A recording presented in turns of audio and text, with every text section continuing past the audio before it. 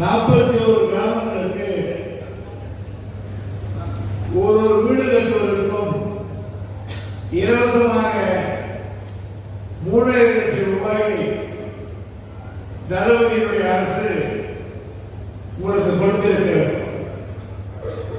யார் யார் வீடு இல்லை என்ற கணக்கை எடுத்தார்கள்.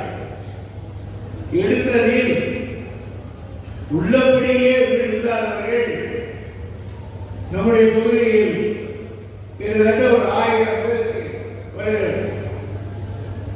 நம்முடைய மாவட்டத்திற்கே சுமார் 4,000 வீடுகள் தான் கட்டுவதற்கு கலெக்டருக்கு அனுமதி கொடுத்தார்கள். அதில் 1000 வீடுகள் காட்பாடி தொகுதியில் கட்டப்படுகிறது. அந்த 1000 வீடுகளும் பெரிய பயனாளிகள் நீங்கள். எனவே அந்த வீடுகளை எல்லாம் உங்களுக்கு நான் தரப்போகிறேன்.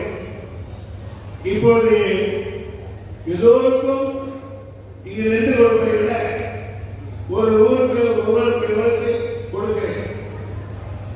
இது அரசாங்கம் உங்களுக்கு கொடுக்கிறது.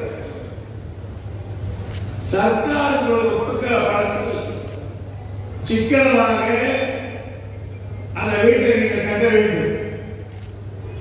தேவைப்பட்டால் அரசாங்கம் ஆட்களை அனுப்பி வீடு கட்டுவதற்கு உதவுவார்கள்.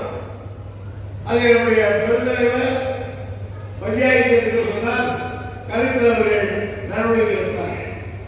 எனவே இதற்காக நான் முக்கியமாக சொன்னது வந்ததற்கு காரணம் பல ஊர்களில் இப்படி வீடு கட்டுகிறவர்களுக்கு உனக்கு நான் வீடு வீடு வாங்கி தருவேன், 3 லட்சம் வரும், அது 6 லட்சம் கொடு, 25,000 கொடு, 10,000 கொடுன்னு பேரம் பேசுறதா மற்ற பகுதியில் கணக்கு வந்தது.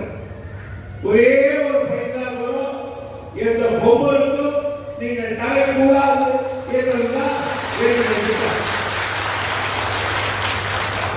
யாருக்காவது ஒரு இடத்தில் 1 ரூபாய் கேட்டாலும் நீங்கள் உடனடியாக இவருக்கு தான் உங்களுக்கு குறைந்தவர் இருக்கிறார், ஒன்றிய பெருந்தவர் இருக்கிறார்.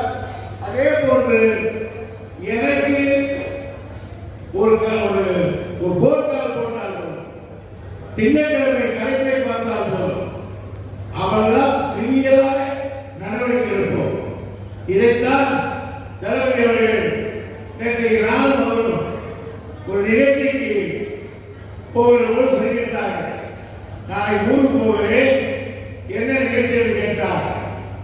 நீங்கள் ஒரு வீடு கட்டுவதற்கும் 3,00,000 ரூபாய் கொடுக்கிறீர்கள், அதை அவர் கொடுக்க போகிறேன் சொன்னேன். அப்படி அவர் சொன்னார், இந்த செய்தி சொல்லுங்கள். சில இடத்தில் சில பெரியவர்கள் நான் 3 லட்சம் வாங்கி தரேன், 20,000 கொடு, 15,000 கொடு, 10,000 கொடு பேரம் பேசுறார். இதை விட பிச்சை எடுத்தார்.